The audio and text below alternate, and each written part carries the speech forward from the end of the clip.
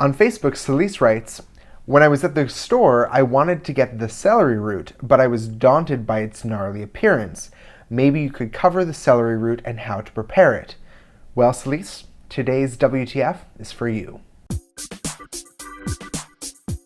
Today's sponsor is Scout Mob. Their mission is to get you out of the house and become a better local. And they do this by offering amazing deals, things like 50 to even 100% off local businesses. They have a killer mobile application both for iPhone and Android. And you should check them out today at scoutmob.com to see what deals they have for your city. So today we're talking about celery root, also known as celeriac, which came in first place at the world's ugliest vegetable competition. So you may be wondering, what is it? Celery root is celery grown as a root vegetable.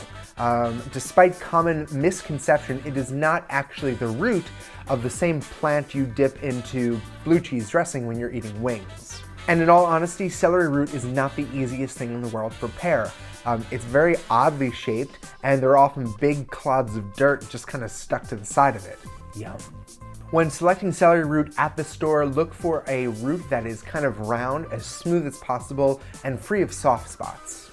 Once it's peeled or chiseled away at, celery root is nice and crisp and clean and white on the inside, and has a very bright flavor to it, similar to a more refined and sublime celery flavor. Celery root can be eaten raw or cooked, and like a lot of root vegetables, it stands up well to a lot of heat over a period of time, which makes it a perfect vegetable for doing things like braising and stews. It also works really well as puree, and unlike things like mashed potatoes, celery root doesn't have a really high starch content, which means that you can make them and they won't become thicker and thicker and gummier after being off the stove for 5 minutes, which is a pretty cool thing. And so in my attempt to destroy mashed potatoes forever, I'm going to make celery root puree for you, Celise.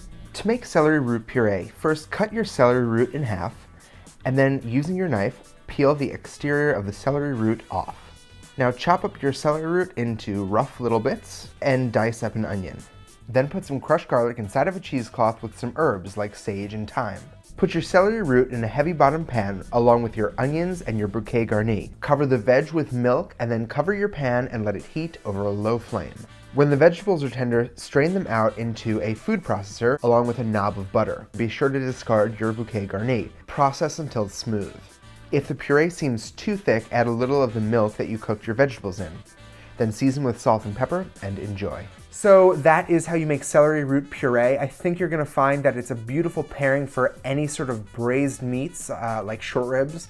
It imparts a nice bright flavor that you just don't get with mashed potatoes, and it lasts really well in the refrigerator, so you can make it early in the morning and reheat it and not worry about it being gummy and sticky the way that potatoes would. If you have a food that you want us to cover on WTF, just post a comment below or leave a video response on YouTube, and I will see you tomorrow with a new WTF.